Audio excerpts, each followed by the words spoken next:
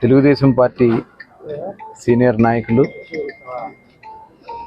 మరి బీసీ విభాగంలో రాష్ట్ర వ్యాప్తంగా కూడా పార్టీ కోసం అహర్నిశలో కష్టపడినటువంటి వ్యక్తి షణ్ముగం గారి కుమార్తె.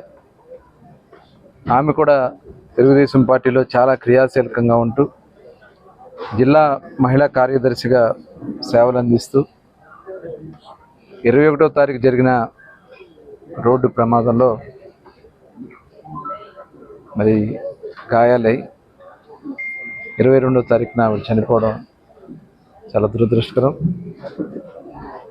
మరి ఈరోజు చిత్తూరు శాసనసభ్యులు జగన్మోహన్ రావు, అదేవిధంగా జిల్లా అధ్యక్షులు రాజన్ గారు, ఆర్టీసీ రీజనల్ చైర్మన్ పూల నాగరాజు గారు, అలాగే తెలుగుదేశం పార్టీ నాయకులు అందరూ కూడా ఈరోజు వచ్చి నివాళులర్పించడం జరిగింది. నిజంగా చాలా దురదృష్టకరం. మరి పార్టీకి సేవలు అందించడమే కాకుండా ఇవాళ ఇక్కడ చిత్తూరు అపోలో హాస్పిటల్లో నిర్లక్ష్యం వల్ల చనిపోయిందని చెప్పి మరి అందరూ కూడా చెప్పడం అనేది చాలా దురదృష్టకరం. ఇమీడియట్గా ఆ రోజునే హెడ్ ఇంజరీకి డాక్టర్ గారు చూసి స్కాన్ చేసినట్టయితే ఇమీడియట్గా ఎక్కడన్నా హెడ్ ఇంజరీ జరుగుంటే సరైన ట్రీట్మెంట్ ఇచ్చుంటే మరి ఆ పాప బతికేదని చెప్పి మేము భావిస్తూ ఉన్నాను. ఇది చాలా దురదృష్టకరం. చిన్నపిల్లలు చదువుకుంటా ఉన్నారు, వాళ్ళందరూ కూడా తల్లి లేని బిడ్డలు అయిపోయారు. మరి తప్పకుండా దీని మీద ప్రభుత్వ పరంగా విచారణ చేయడానికి అన్ని రకాలుగా కూడా మేము కూడా ప్రభుత్వం సహకరిస్తుంది.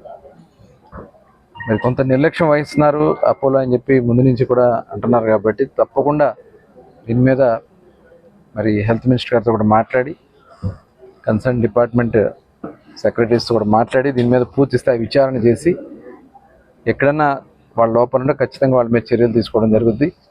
తప్పకుండా ఆ కుటుంబానికి అన్ని విధాలా కూడా పార్టీ పరంగా కానీ ప్రభుత్వ పరంగా కానీ ఆ కుటుంబానికి న్యాయం చేసే విధంగా చర్యలు తీసుకుంటామని కూడా ఈ సందర్భంగా తెలియజేస్తూ, మరి షణ్ముగం గారికి అలాగే వారి కుటుంబ సభ్యులందరూ కూడా మా ప్రగాఢ సానుభూతిని తెలియజేస్తూ ఆ భగవంతుడు వారికి ఆత్మస్థైర్యాన్ని కల్పించాలని చెప్పి ప్రార్థిస్తాం. ఎలాంటి చిన్న చిన్న అదే అందుకనే పూర్తి స్థాయిలో విచారణ చేయాలి. ఎందుకంటే గౌరవ ముఖ్యమంత్రి గారు కూడా మెడికల్ దాని మీద చాలా సీరియస్గా ఆయన ఎప్పటికప్పుడు రివ్యూ చేస్తూ ఉన్నారు. ఎక్కడ ఏ లోపాలు ఉన్నా కూడా ఇమ్మీడియట్గా వాటి మీద చర్యలు తీసుకునే దానికోసం ఇవాళ ముందుకుంది ప్రభుత్వం కూడా బాధ్యత తీసుకుంటా ఉంది. ఎందుకంటే గతంలో మరి కొన్ని నిర్లక్ష్యాల వల్ల ఇవి జరుగుతూ ఉన్నాయి. భవిష్యత్తులో ఇలాంటివి జరగకుండా, ఎందుకంటే మా దృష్టి కూడా వచ్చింది మెడికల్ స్టూడెంట్స్తోనే లేదంటే రెఫర్ చేస్తూ ఉన్నారు తిరుపతికి అని చెప్పేసి. ఖచ్చితంగా ఇక్కడ 300 బెడెడ్ హాస్పిటల్ ఇది. ఖచ్చితంగా దీనికి కావాల్సినటువంటి మరి ఎమ్మెల్యే గారు కూడా 2-3 సార్లు సందర్శించడం కూడా జరిగింది.